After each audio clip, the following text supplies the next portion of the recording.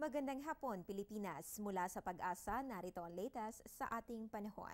Asahan pa rin ang thunderstorms ngayong hapon o mamayang gabi. Sa patuloy na pag-iral ng ridge ng high pressure area dito sa May Luzon, ang buong bansa ay makakaranas ng partly cloudy to cloudy skies with isolated thunderstorms sa mga susunod na oras. Para sa mga papasok pa lamang o uuwi na ngayong Lunes, i-check muna kung kayo ay may dalang payong ng hindi maperwisyo ng ating panahon.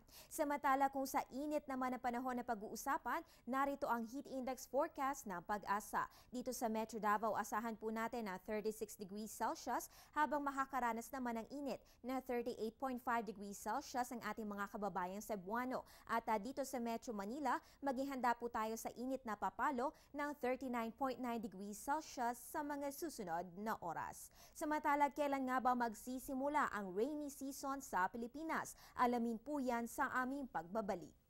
Air 21 introduces a new way of rewarding. The Air 21 Purple Rewards for consignees.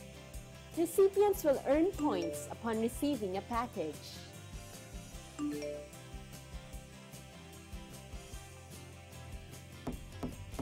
These points can be used to redeem exclusive Air 21 gift items such as eco-friendly bags, flashlights, tumblers, organizers, flash drives, and power banks.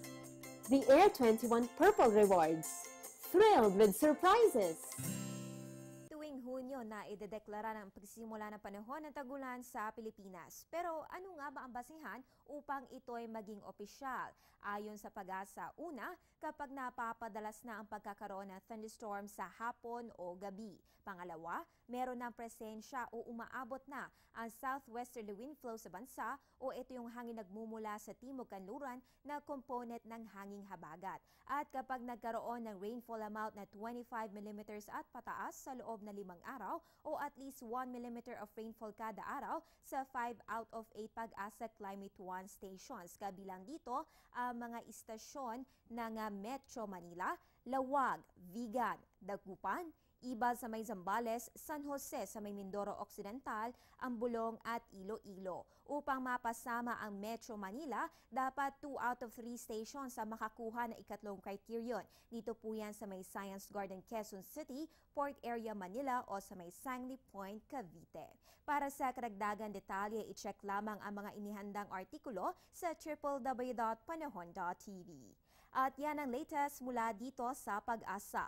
Antabayan na ng aming susunod na update mamayang 3:00 ng hapon kasama si Weather Buddy Jessie Basco. Ang update na ito ay hatid sa inyo ng Panahon TV kung saan walang pinipiling panahon ang pagbibigay impormasyon. Ako po ang inyong Weather Girl April Enerio. Magandang hapon.